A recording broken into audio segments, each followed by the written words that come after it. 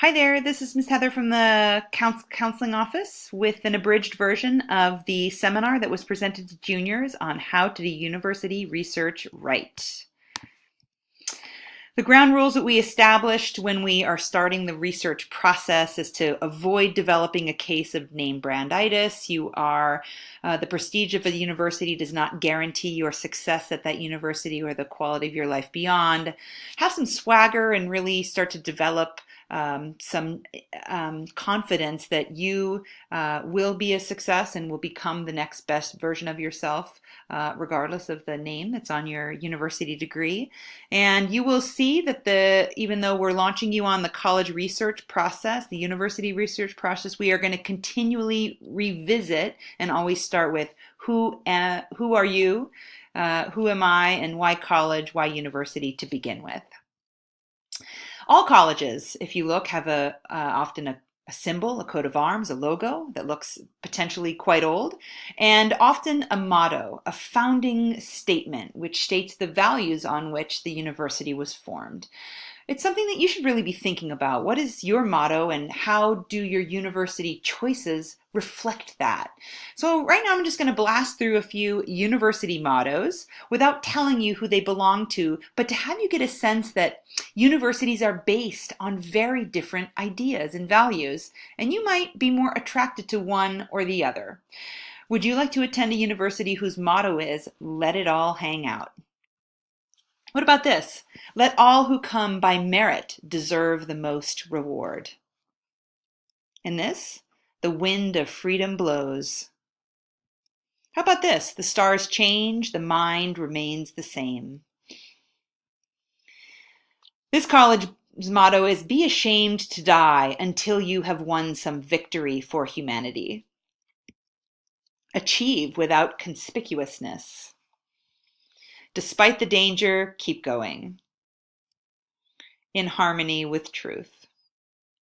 Okay, so you can see that colleges have some guiding principles upon which, really everything that they're doing should kind of reference these ideas in the motto. So really look at a school's mission when you're doing research and Google their motto and see if it appeals to you.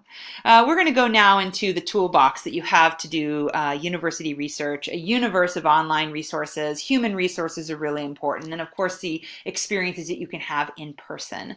Online resources are the following: individual school websites. We encourage you mostly to avoid those in the beginning because these can be kind of black holes, rabbit holes, kind of poorly designed sites that doesn't allow you to find information easily in the beginning. You can dive into one when you know what you're looking for, but if you were going to look for, let's say, reference points about admissions scores related to IB or SAT, actually, they're really hard to find on school-based websites. There are search engines, portals where you can filter based on criteria to give you a list of schools that have something in common. Those are really helpful. Many country systems have websites which allow you to understand guiding principles, rules, regulations that apply to whole schools and whole countries. You can do specialized research related to majors, careers, athletics, testing optional, any kind of filter you put on it. Someone out there has helped gather schools that have this quality in common.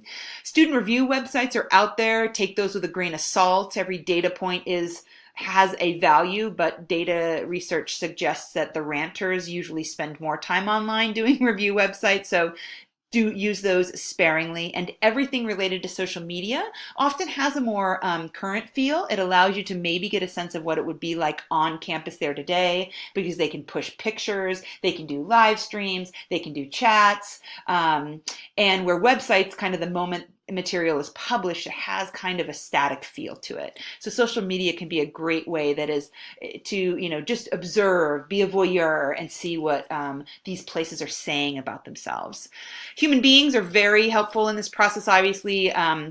Mr. Lally, Ms. Paz, and I have decades of research, of experience and connection to universities and individuals at those universities, admission staff who visit our campus, who you might meet in person there, as well as virtually, can be hugely important. And also their corresponding student ambassador and tour guide staffs can be quite helpful. Parents, alumni, friends, etc. Let's use all of those resources. And the ultimate privilege is to get to visit a campus in person.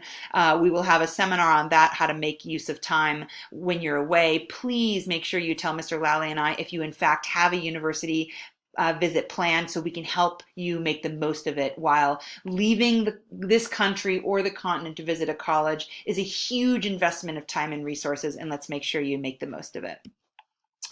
My most important piece of advice is to no longer do kind of an unstructured university search, minutes, hours, etc., where you've been, quote, online doing work, and you can then end your session and not exactly sure what you found out. You have to approach each session of research with a question and drive that research session to collect data to answer it, right? You're going to have a variety of things to use to collect your research. But let's make sure you're going to go online with a very specific purpose. You might, in the beginning, let questions regarding data related to the admissions process, your major, graduation requirements, funding. Are those questions going to drive your research? What are the physical, community characteristics of a school? And just so that you don't have to continue to go online to find these pieces of data, many of these data are embedded into Maya, for example, but get familiar and pull these pieces of data out, write them down somewhere. I do have a university sheet grid to help as a suggestion to organize your research, but often in the beginning, focus on the data related to your academic fit, community fit, admissions fit. And another question you could ask to drive a session would be what would you like to learn more about? Thinking, what is your career? What is your course? What is your major of interest? But then more importantly, in what kind of academic environment would you like to learn that thing?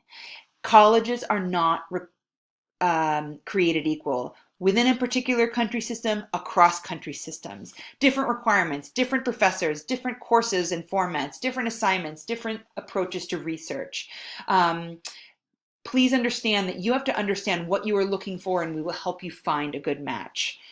Another question that could drive a research session would be, how does a particular school help you learn more about your course or major or career?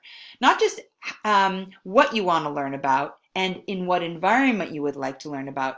What are the strategies that they use in terms of their approaches to research, their facilities that they dedicate to your learning? What are their academic resources like libraries? What are their required or optional hands-on immersive experiences? What is their commitment to academic advising or career advising? And what is your potential to have professional training?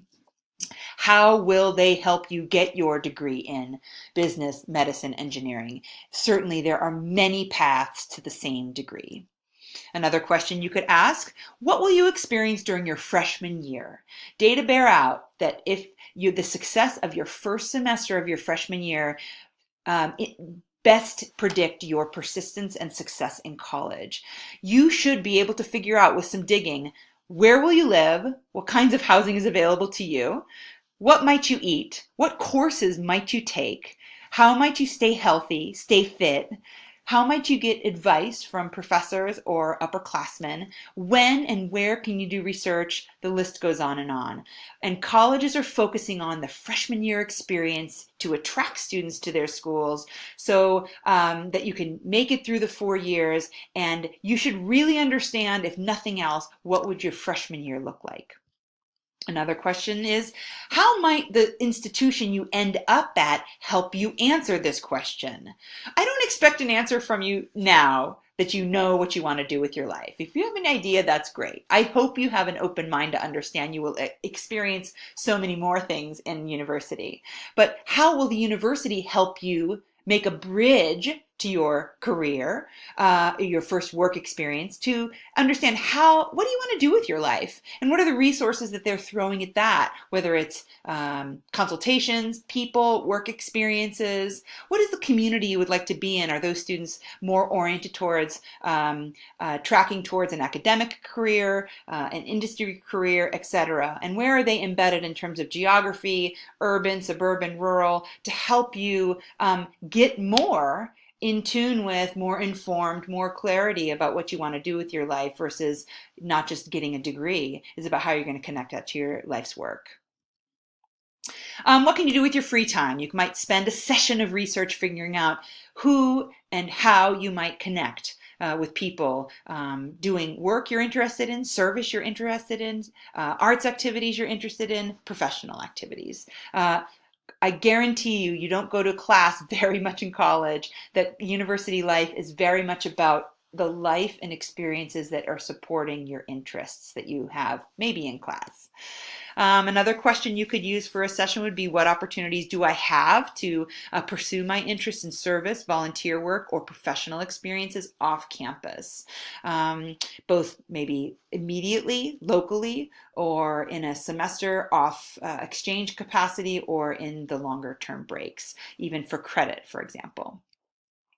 So those are some questions that can drive your research. Please, again, don't get online and say, I'm going to cruise around. You need to have some evidence to show what you just did for that 30 minutes, an hour, 2-hour session, and that you don't have to go find that information again. Mr. Lally and I expect you to be developing a wish list, not around colleges per se. You can have your dream colleges for sure, but a wish list about why every college on your list will be a good fit for you because it meets certain criteria. Does it have an honors program in your area of interest? Are you able to study abroad, and when? Do they offer interdisciplinary coursework, tutorial coursework that interests you? Can you research as a freshman? Can you start a TV show as a freshman? Can you get access to experiences soon? Can you never, ever take a math class again? There are colleges that say, of course, and there are colleges that will make you take math. Let's understand what it is that you want, and we'll help you match to a program that meets you there. Do you never want to get a numerical mark again? Would you like to get narrative assessment, performance review from your faculty? We can find schools that value that. Do you not want to take standardized tests for entrance to university? We can find a whole host of colleges that do not require that as a part of admissions. But you can see how this doesn't indicate a particular school you have in mind, but all schools on your list will satisfy these criteria that will develop as your individual wish list. And ultimately, you are going to need to convince yourself of why every school is on your list and why it's going to be worth your time, your insight, your energy to complete the application. You need to convince your parents that that's a reasonable place for you to end up, because every school on your list should be someplace you are willing to enroll. And they may have to pay an application fee up front, so applying to college isn't free either. Mr. Lally and I will ask you over and over, why are these schools on your list? To get past ranking, past prestige, past our suggestion that we put it there in the first place, it's going to be your job to convince us why it should stay there. And for many universities across the world, in some way they are going to ask you to share why you are a good match. What's the love letter that you need to write to the admissions office or the faculty member to show that you are a good fit for the course, specifically a good fit for the university more generally, in kind of the why us essay? That's where all this research is focusing. You're going to have a phase of research to put schools on your list. You're going to have a phase of research to complete the applications themselves, and you may need to have a third phase where you're going to decide where to actually enroll once admissions decisions are available. But it's really important to document the information that you get during each of these particular sessions. All right, I'm going to end this session here, and then we're going to go into part 2 to talk about fit. So stay tuned for another session.